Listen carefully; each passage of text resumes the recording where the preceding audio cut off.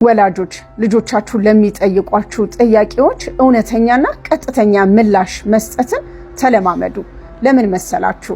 በዚህ ውስጥ ልጆቻችን እጅግ በጣም ብዙ መልካም ስብዕናዎችን እንዲያዳብሩ እድል ይሰጣቸዋል። ስለዚህ ልጆቻችሁ የመጀመሪያው እነሱ ራሱ እውነተኛና ቀጥተኛ ልጆች ይሆናሉ። ሁለተኛ ልጆቻችሁ በቀላሉ እንዲያምኗችሁ የምትሏቸውን ነገሮች መስማት እንዲችሉ እድል ይሰጣቸዋል።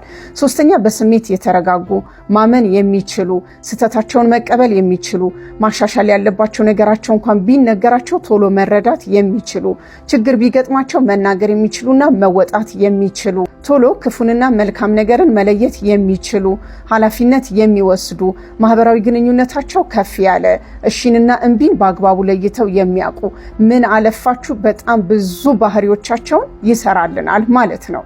ደግሞ የሚገርማችሁ የአንድ የንቁና የጎበዝ ወላጅም መገለጫ ባህሪ ነው። እናንተ ትችላላችሁ? ቀጥተኛና እውነተኛ ወላጅ ናችሁ? ኮሜንት ቦክስ ላይ አስቀምጡልኝ።